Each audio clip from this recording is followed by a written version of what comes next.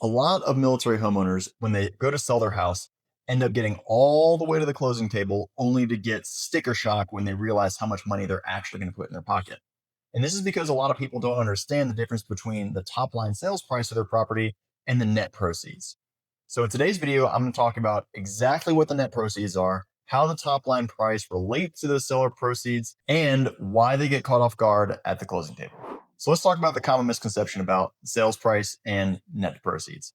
So most people think like this. They say, okay, I've got a house that's worth X, I've got a mortgage that's worth Y, and the difference between those two is exactly how much money I'm going to put in my pocket.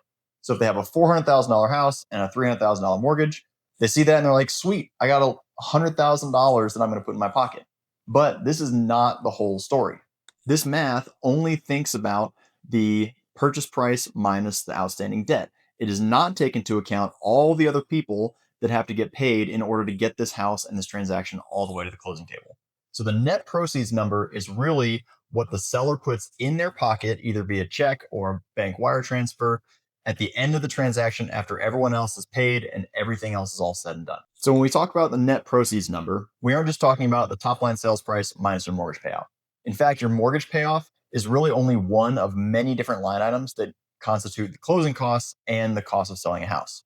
So other things you're going to run into when you're selling your house are real estate commissions, closing costs, attorney's fees, mortgage payoffs, state and local taxes, HOA transfer fees, any liens that you have, property insurance maybe that was not paid or is still due.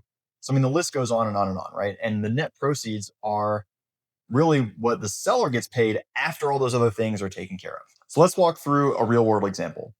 Median sales price in Charleston is around $450,000, $460,000. So let's round down a little bit and we'll say that you have a house for sale at $400,000. Now let's also say that you've owned this house for a couple of years and so your mortgage balance is $300,000.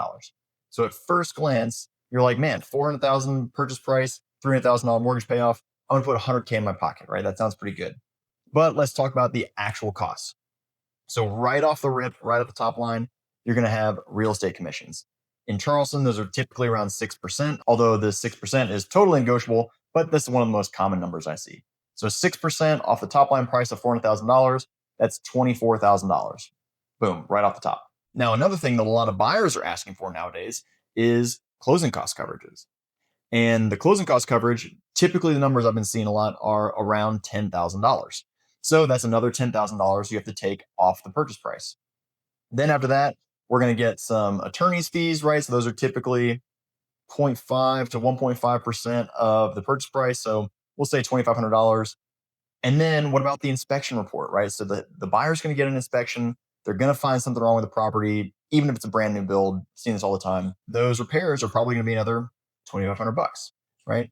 So let's go ahead and add up all these numbers, right? You have your $400,000 top line sales price minus the $24,000 in real estate commissions, minus $10,000 in buyer concessions, minus $2,500 in seller credits or repairs, minus another $2,500 in attorney's fees. So all that together is about $61,000 that's left at the end of the day, right? $61,000 is not $100,000, right? That's 61% of what you thought you were going to put in your pocket.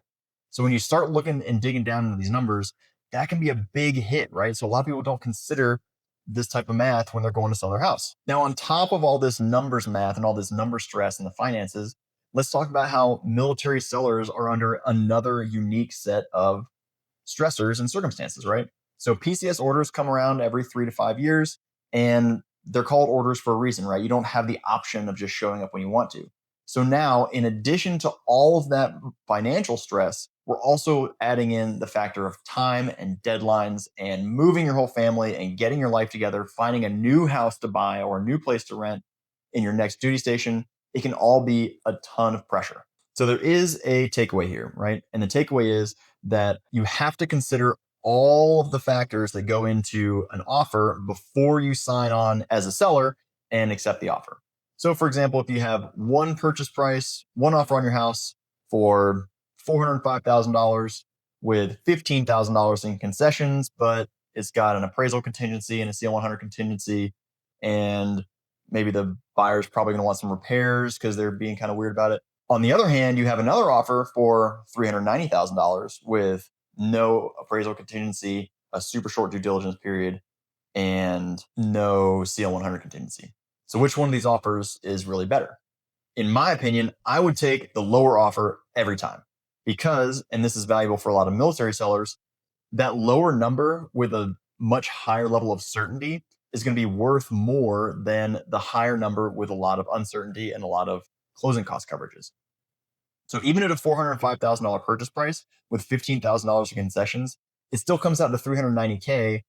That's the effective sales price of the house, right? So it really comes down to all those little portions of the contract that could add up and create a snowball effect to make an offer either more or less attractive based off of the amount of certainty that's involved, which is something that a lot of people just don't think about. So here is how smart sellers handle the whole listing situation before they actually list their house.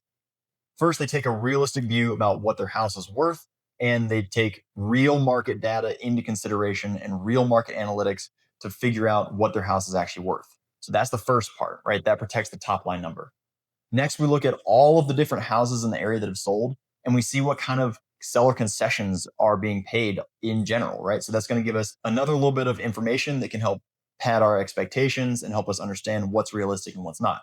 And we can use those two pieces of information to come up with a realistic number for the net to seller, which is what's going to be sent to the seller once they actually close on the house. So once you have a realistic expectation going into a home sale, it takes a lot of the pressure off. And I find that when expectations match the reality of the situation, everything goes a lot smoother in the transaction. So at the end of the day, the right way to look at this, in my opinion, is not to take the highest purchase price, but to take the offer that gives you the most certainty and has the highest opportunity to get to the closing table without any unforeseen circumstances. So here is the bottom line, right? The big takeaway from this whole video is when you're getting ready to sell your house, the top line sales price is not the most important number. The most important number is the net to seller number that ends up in your pocket after the house is closed. Now, a lot of people don't realize all the things that go into this. And if you're interested in seeing an individual breakdown of all the things that go into closing costs, I have a super accurate net to seller calculator that I'm happy to share with you. So if you want to see the individual breakdown of all the costs that go into selling a house, just drop me a note in the comments and we'll get you hooked up with a copy of that.